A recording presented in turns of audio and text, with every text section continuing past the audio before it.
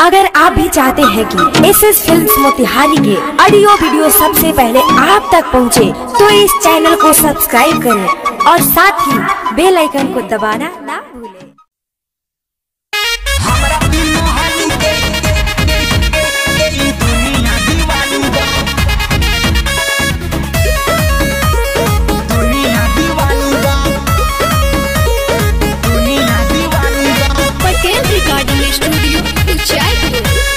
Music by Shubham राज।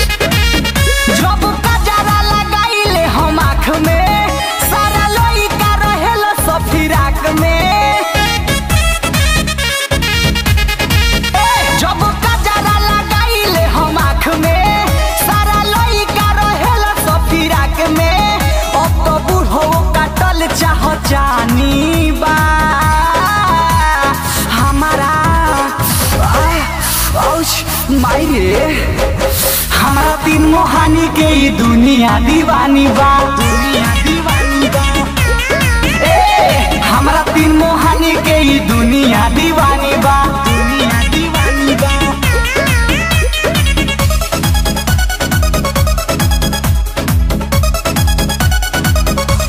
हमारा तीन मोहानी के ये दुनिया दीवानी बा, दुनिया दीवानी बा।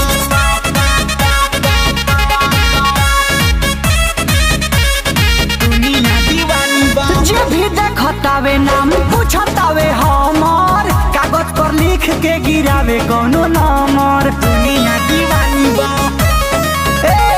जे भी देखतावे नाम पूछतावे हमर, कागज पर लिख के गिरावे कोनो नंबर। केहू करत हमारा से माना मानी बा हमारा हमरा तीन मोहानी के दुनिया दीवानी बा, दुनिया दीवानी बा। हमरा तीन मोहानी के दुनिया दीवानी बा, दुनिया दीवानी बा। हमरा तीन मोहानी के दुनिया दीवानी बा, दुनिया दीवानी बा, दुनिया दीवानी बा। पटेल रिकॉर्डिंग स्टूडियो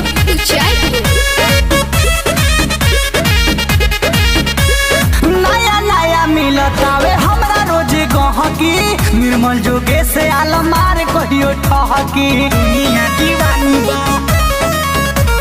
नया नया मिलतावे हमरा रोजे गहकी, सुगम राजा पटेल मार कहियो ठहकी। सौरभ परदेसी के इहे नु कहानी बा हमारा हमरा तीन मोहानी के दुनिया दीवानी बा, दुनिया दीवानी बा। हमरा तीन मोहानी के दुनिया दीवानी बा, दुनिया दीवानी बा। जब कजरा लगाइले हम आँख में, सारा लइका रहेला सब फिराक में।